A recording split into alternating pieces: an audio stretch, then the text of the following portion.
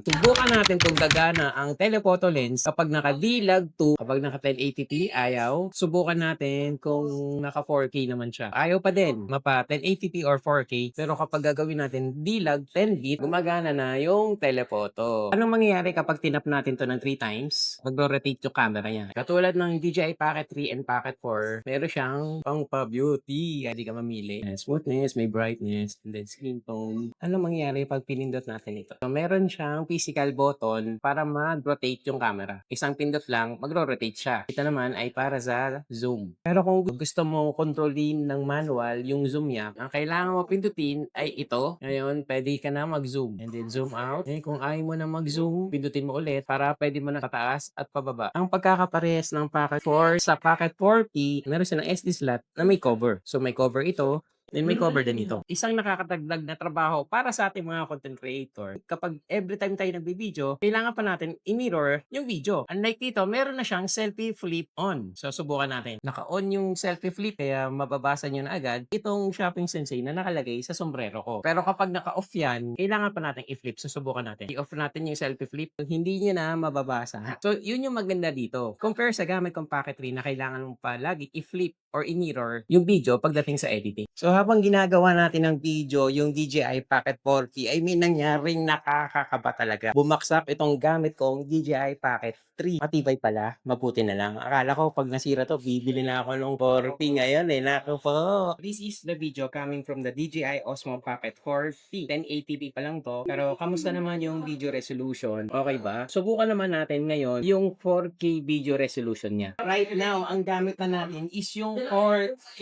and gamit natin yung tracking feature ng Pocket 4P. Mas nagagandahan ba kayo sa 4K video resolution nito o dun sa 1080p? Syempre, sigurado ako 4K yung mas maganda. Ang gamit ko ngayon is yung 1inch and naka 1080p na tayo ulit. Susubukan natin ngayon 3 times telephoto. Medyo nalilito ako kung saan titingin, dito sa 1inch or dito sa telephoto. Ipindutin natin itong telephoto. Ganyan kalinaw kapag naka-close up. Pero syempre, hindi naman natin gagamitin yan kapag nagbablog or nagbi-video tayo. Mas nababagay siya kapag ganito. 6 times zoom, 3 times zoom. Siyempre kapag naka-portrait mode naman, ganito yung kalalabasan. Gamitin natin yung 3 times zoom. Isa pa. Oh my God. Para sa mga content creator na katulad ko, ganito yung dating niya kapag nagpa-vlog ka. So right now, ang gamit na natin ngayon is yung normal 10-bit. So kung kolorista ka, magugustuhan mo itong feature na ito. Pero meron pa siyang isang mas magugustuhan kung ikaw ay mahilig magkulay ng mga video. Sigurado magugustuhan mo to dahil ito ang D-Log 2 10-bit. Ngayon, ito naman yung 1080p kapag portrait. At i-confirm natin, real talk tayo dito, kung gagana ba ang 4K kapag naka-portrait. So ngayon, 1080p, subukan natin. So good news, meron siyang 3K, pero hindi 4K. Pero napakaganda na rin yung video quality dahil 3K na siya. Hopefully, pag nagkaroon ng updates, ay magkaroon ito ng himala na biglang na lang magkaroon ng 4K. So, naka-portrait, i-check natin kung gumagana yung telephoto. Gumagana siya, pati kilok o ilong ko, nakikita niyo na. Ang laking bagay, meron kang telephoto lens. Pwede siya from zooming to wide, from wide to telephoto, or just yung telephoto lang. It's very good not only for the video, pati rin sa photo. Kasi siyempre, pag medyo telephoto yung ano mo, mas maganda yung compression niya. Pag nagpo-portrait ka, pag yung mga close-up, hindi siya distorted. Kasi ito, pag ginamit mo sa portrait, para lumaki yung mukha, lalapit mo, medyo distorted siya. So sa photography talaga, pag portrait lens, kailangan mga ganyan, mga 60mm. So that's number one. Second, so although nandito na rin to sa regular na porno, maganda tong meron siyang mga buttons, no? Additional quick buttons siya. So yung sa zoom, saka yung custom, mako-customize mo. Pero ang the best feature sa interface, etong joystick niya. Very revised tong joystick niya. Yung control niya, very precise. Hindi katulad ng mga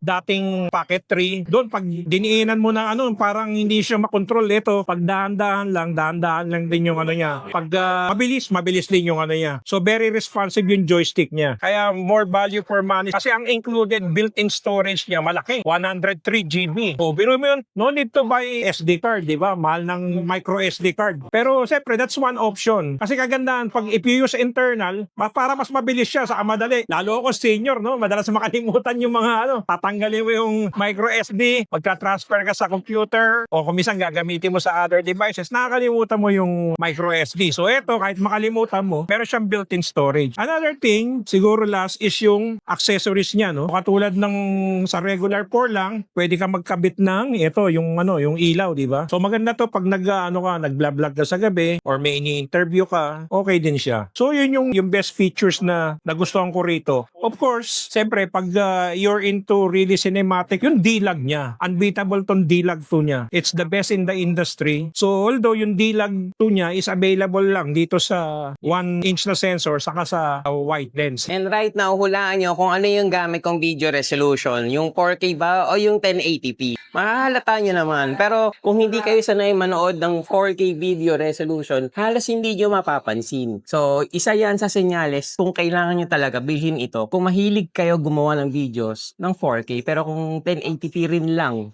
bilhin nyo ba rin to? Kasi may option kayo, i-future-proof yung video nyo. Kung ang hula nyo is 4K yung gamit ko ngayon, tama ka. Kung mahilig ka magkulay ng video, ito ang sigurado magugustuhan mo. Ito yung D-Log 10-bit nila. Kapag nag-record ka ng ganito, huwag kang magugulat. Parang ang pangit yung video. May purpose yun. Para makulayan mo. Para mas lumabas yung tunay ng kulay nung mismong kinukuhanan mo. Pero kung hindi ka naman mahilig magkulay, pwede mo naman hindi gamitin itong mode na to. Subukan natin yung tracking ng 4P dahil maraming tao dito, baka hindi niya ako kayang sundan. Natatakpan na tayo ng ibang tao, pero tingnan natin kung masusundan pa rin tayo. Malaking improvement dito ngayon yung tracking dahil dun sa Pocket 3 ko kapag maraming tao, minsan naliligaw siya. Pero dito, nakita niyo yung sinusundan tayo, nagustuhan ko yung tracking version ng Pocket 4P. Stein, ano yung nagustuhan mo dito sa DJI Pocket 4P? Dual lens na siya.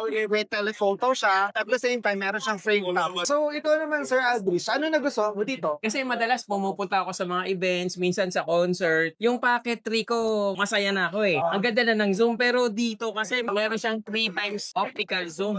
Bukod pa yung 12 times zoom. Ito na yung tingin ko makakasama ko lagi. So, ang tanong, magkano naman itong Osmo Pocket 4P? Yung standard combo ay 37,790. Ngayon, yung vlog combo niya is 42,290. At meron na ngayon DJI Care Refresh. 1-year plan is 2,890. Yung 2-year plan niya naman is 4,890.